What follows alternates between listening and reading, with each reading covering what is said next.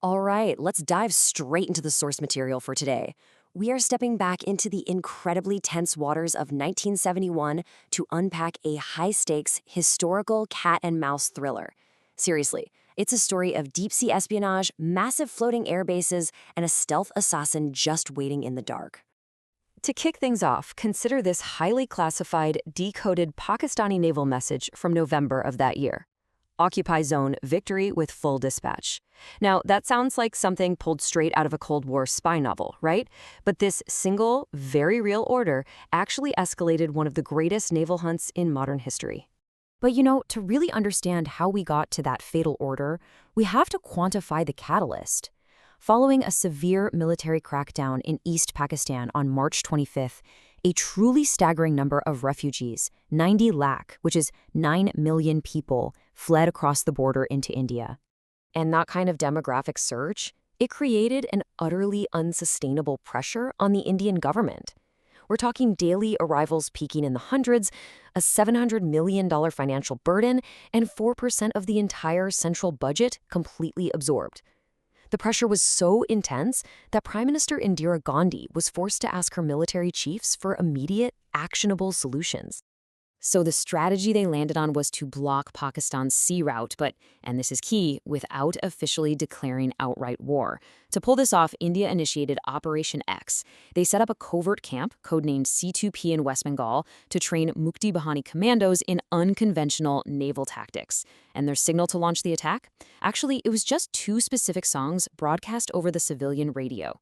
Once they heard the songs, commandos would swim underwater under the cover of night to attach magnetic limpet mines to Pakistani supply ships. Well, Operation X was literally devastating. Ships like the MV El Abbas were completely decimated. In total, over 100 vessels and 19,000 tons of ammunition were destroyed. You can imagine the sheer panic this caused in Pakistan. It essentially forced them to completely shift their focus toward neutralizing India's prime naval assets in retaliation. And that panic, it perfectly sets the board for a massive maritime chess match. On one side, you have India's prized possession, the INS Vikrant. It's a massive floating air base that holds over 20 fighter jets, though secretly it was nursing some pretty serious boiler and catapult issues at the time. On the other side, sent specifically to sink it, was the PNS Ghazi, Pakistan's highly stealthy, sole long-range submarine. Ironically, the Ghazi was dealing with its own mechanical headaches with its Mark 14 torpedoes. Now, even before a single shot was officially fired, this massive intelligence war was already well underway. Get this. Pakistan actually utilized a Western country's aircraft to fake an emergency landing in Madras just so they could secretly photograph the INS Vikrant and steal its coordinates.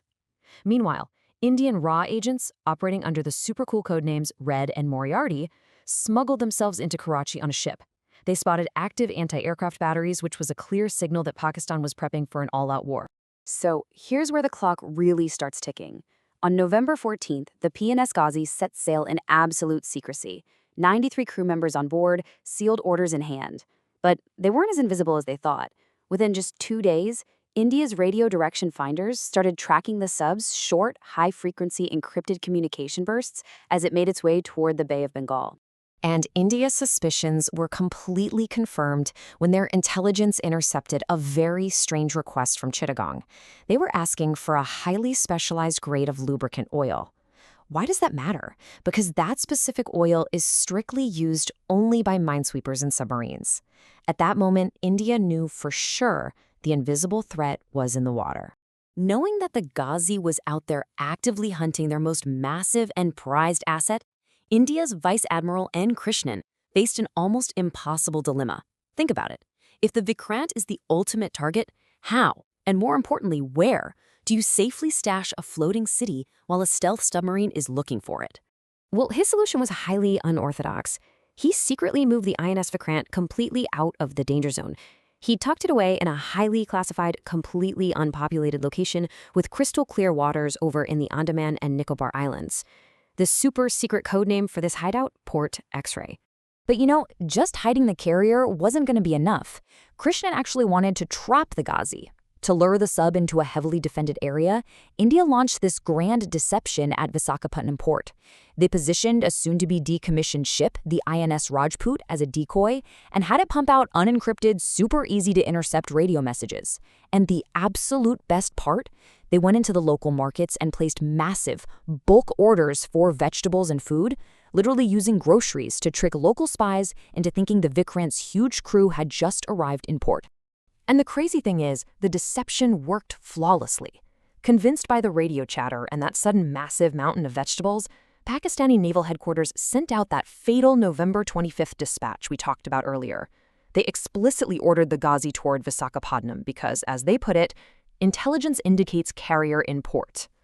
Taking the bait completely, the Ghazi goes totally dark, complete radio silence to avoid the high-tech defenses at Visakhapatnam.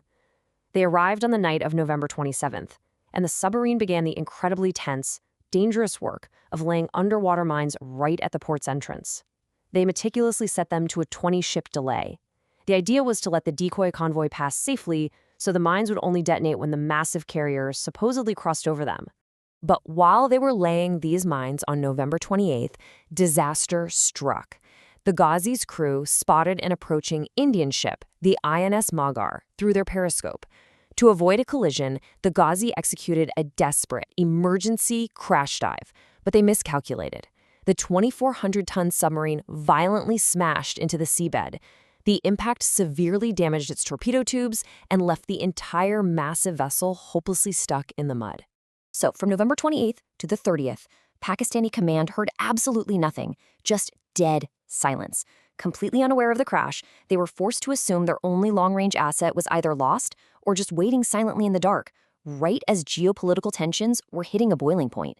Operating under the grim assumption that the Ghazi might actually be gone, and realizing East Pakistan was effectively cut off, Pakistan officially launched massive airstrikes on multiple Indian airfields on December 3rd. And just like that, the 1971 war had officially begun. Meanwhile, the Indian Navy was still completely in the dark about the crash. They were unsure if the Ghazi was dead or just lying in wait in the Bay of Bengal to strike the Vikrant. Taking an unbelievable risk, Captain Inder Singh bravely sailed that aging decoy ship, the INS Rajput, straight into the danger zone to try and draw the submarine out. He famously declared, "I may or may not return, but INS Rajput surely will." The climax finally happened later that exact same night. At 11:40 p.m. on December 3rd, the INS Rajput's sonar picked up heavy vibrations. It was the sound of the trapped Ghazi still struggling to free itself from the mud. Captain Inder Singh immediately ordered 2 massive depth charges fired into the water. Those devastating underwater explosions triggered the Ghazi's already damaged torpedo tubes, causing a massive, catastrophic secondary blast. And after that, just total silence.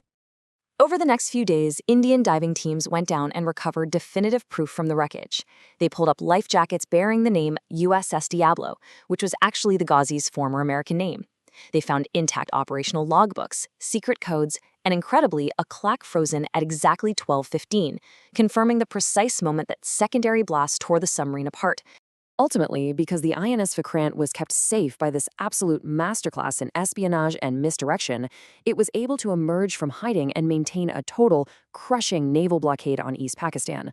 That absolute control of the seas heavily contributed to the war's rapid conclusion, eventually forcing 93,000 soldiers to surrender.